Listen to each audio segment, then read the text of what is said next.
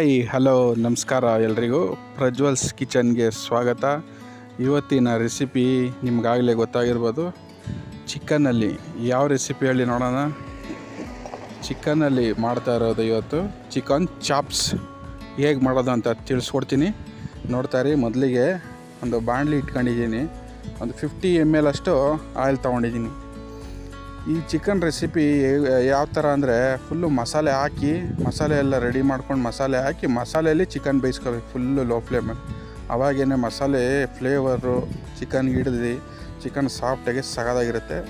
ಮೊದಲಿಗೆ ಒಂದು ಚಕ್ಕೆ, 2 ಚಕ್ಕೆ, ಲವಂಗ ಒಂದು 3, 2 ಏಲಕ್ಕಿ ಹಾಕತ್ತಾಯಿದ್ದೀನಿ. ಅದನ್ನು ಫ್ರೈ ಮಾಡ್ಕೊಳ್ಳೋಣ. ಒಂದು ದಪ್ಪು ಸೈಜಷ್ಟು ಒಂದು ಈರುಳ್ಳಿ ತಗೊಂಡಿದ್ದೀನಿ. ಚಿಕ್ಕದಾದರೆ ಒಂದು 2 ಈರುಳ್ಳಿ ತಗೊಳ್ಳಿ, ಅದನ್ನು ಫ್ರೈ ಮಾಡ್ಕೊಳ್ಳೋಣ. ಇದನ್ನು ಮಾಡ್ತಾ ಇರೋದು ಇವಾಗ ಮಸಾಲೆ ರೆಡಿ ಮಾಡ್ಕೊಳ್ಳೋದಕ್ಕೋಸ್ಕರ ಚೆನ್ನಾಗಿ ಫ್ರೈ ಮಾಡ್ಕೊತಾ ಇದ್ದೀನಿ. ಒಂದು 10 ಹಸಿರು ಮೆಣಸಿನ್ಕಾಯಿ, ಖಾರ ಸ್ವಲ್ಪ ಜಾಸ್ತಿ ಬೇಕು ಅನ್ನೋದಿದ್ರೆ ಒಂದು 15 ಮೆಣಸಿನ್ಕಾಯಿ ಹಾಕೋಬೋದು. ಬೆಳ್ಳುಳ್ಳಿ 1 ಗೆಡ್ಡೆ ಸಿಪ್ಪೆ ಬಿಡಿಸಿರೋ ಅಂಥದ್ದು, ಅದನ್ನು ಸೇರಿಸ್ಕೊತಾ ಇದ್ದೀನಿ. ಶುಂಠಿ ಒಂದು 2 ಇಂಚು ಶುಂಠಿ, ಅದನ್ನು ಸೇರಿಸ್ಕೊತಾ ಇದ್ದೀನಿ. ಚೆನ್ನಾಗಿ ಫ್ರೈ ಮಾಡ್ಕೊತಾ ಇದ್ದೀನಿ. ಇವಾಗ ಕಲ್ಲು ಒಂದು ಸ್ವಲ್ಪ ಕಲ್ಲು ಹಾಕೋತಾ ಇದ್ದೀನಿ, ಅದಕ್ಕೆ ಅದನ್ನು ಫ್ರೈ ಮಾಡ್ಕೊಳ್ಳೋಣ. ನೆಕ್ಸ್ಟು ಕೊತ್ತಂಬರಿ ಸೊಪ್ಪು ಒಂದು ಕೈ ಹಿಡಿಯಷ್ಟು ಅದನ್ನು ಹಾಕೋತಾ ಇದ್ದೀನಿ. ಎಲ್ಲ ಚೆನ್ನಾಗಿ ಫ್ರೈ ಮಾಡ್ಕೊಳ್ಳೋಣ. ಎಲ್ಲ ಫ್ರೈ ಮಾಡಿಕೊಂಡು ನೀವು ರುಬ್ಕೊಳ್ಳೋದ್ರಿಂದ ಅಸಿಡಿಟಿ ಆಗಲಿ ಇನ್ನೊಂದಾಗಲಿ ಬರೋಲ್ಲ, ಗ್ಯಾಸ್ಟ್ರಿಕ್ ಆಗಲಿ ಬರೋಲ್ಲ. ಇವಾಗ ಪಾಲಕ್ ತೊಗೊಂಡಿದ್ದೀನಿ, ನಾನು ಅರ್ಧ ಕಟ್ ಪಾಲಕ್ ಹಾಕಿದ್ದೀನಿ. ಅದಾದಮೇಲೆ ಪುದೀನ ಒಂದು ಹಿಡಿಯಷ್ಟು ಪುದೀನೂ ಅದಕ್ಕೆ ಸೇರಿಸ್ಕೊಂಡು ಚೆನ್ನಾಗಿ ಫ್ರೈ ಮಾಡ್ಕೊತಾ ಇದ್ದೀನಿ. ಯಾವತ್ತು ಮಸಾಲೆಗಳ್ನ ಡೈರೆಕ್ಟ್ ಹಾಕೋದಕ್ಕಿಂತ ಚೆನ್ನಾಗಿ ಹುರಿದ್ಬಿಟ್ಟು ಹಾಕಿದ್ರೆ ಚೆನ್ನಾಗಿರುತ್ತೆ. ಉಪ್ಪು ಹಾಕೋತಾ ಇದ್ದೀನಿ ಸ್ವಲ್ಪ. ಏನು ಉಪ್ಪು ಇವಾಗ ಹಾಕೋತಾ ಇದ್ದೀನಿ ಅಂದ್ಕೋಬೇಡಿ. ಉಪ್ಪು ಇವಾಗ ಹಾಕಿದ್ರೆ ಈ ಮಸಾಲೆಗೆಲ್ಲ ಚೆನ್ನಾಗಿ ಉಪ್ಪು ಹಿಡಿದಿರುತ್ತೆ.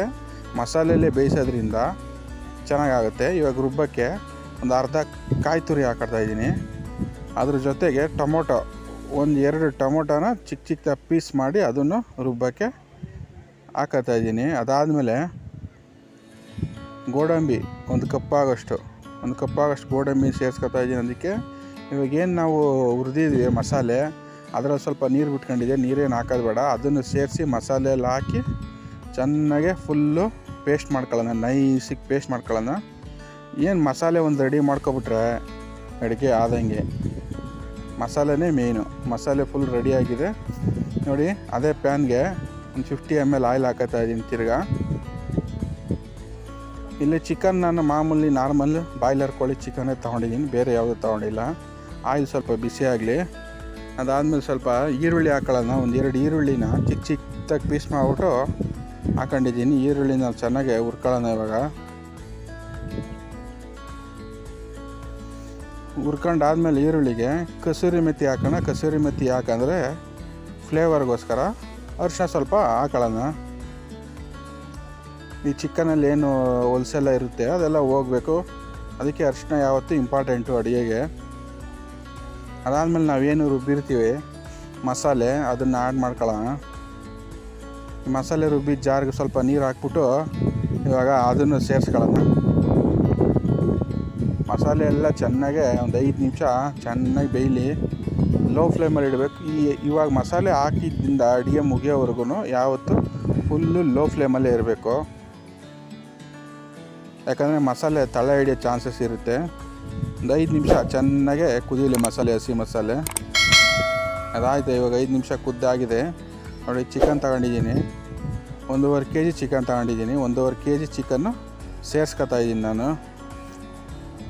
ಯಾವುದೇ ಕಾರಣಕ್ಕೂ ನೀರೆಲ್ಲ ಆ್ಯಡ್ ಮಾಡೋದು ಮತ್ತೊಂದಾಗಲಿ ಮಾಡೋಕ್ಕೋಗ್ಬಿಡಿ. ಚಿಕನ್ ಚಾಪ್ಸು ಯಾವ ಗಟ್ಟಿಗಿರಬೇಕು.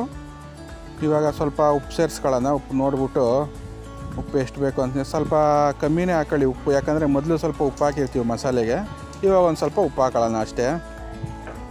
ಉಪ್ಪು ಹಾಕ್ಬಿಟ್ಟು ಚೆನ್ನಾಗಿ 20 ನಿಮಿಷ ಲೋ ಫ್ಲೇಮಲ್ಲಿ ಇದಕ್ಕೆ ಮುಚ್ಚಳ ಮುಚ್ಚಿ ಚೆನ್ನಾಗಿ ಬೇಯಿಸ್ಕೋಬೇಕು. ಹಾಗೆ ನಮ್ಮ ಚಾನಲ್ನ ಯಾರ್ಯಾರು ನೋಡ್ತಾ ಇದ್ದೀರ ದಯವಿಟ್ಟು ನಮ್ಮ ಚಾನಲ್ನ ಸಬ್ಸ್ಕ್ರೈಬ್ ಮಾಡಿ, ನಮಗೆ ಇದೇ ಥರ ಸಪೋರ್ಟ್ ಮಾಡಿ ನೋಡಿ. 20 ನಿಮಿಷ ಚೆನ್ನಾಗಿ ಬೇಯಿಸ್ಕೋಬೇಕು. ಇವಾಗ ಲಾಸ್ಟಲ್ಲಿ ಫೈನಲಲ್ಲಿ ಉಪ್ಪು ಹಾಕೋತಾ ಇದ್ದೀನಿ. ಇದು ಆಪ್ಷನಲ್ಲು, ಬೇಕಾದರೆ ಹಾಕೋಬೋದು, ಇಲ್ಲಾಂದರೆ ಬೇಡ. ನೋಡಿ ಕುದೀತಾ ಇದೆ. 20 ನಿಮಿಷ ಆಗಿದೆ. ಚಿಕನ್ ಚಾಪ್ಸ್ ರೆಡಿಯಾಗಿದೆ. ಎಲ್ಲ ವಿಡಿಯೋ ನೋಡಿದ ವೀಕ್ಷಕರಿಗೆ ಧನ್ಯವಾದಗಳು. ಎಲ್ಲರಿಗೂ ಶುಭ ದಿನ.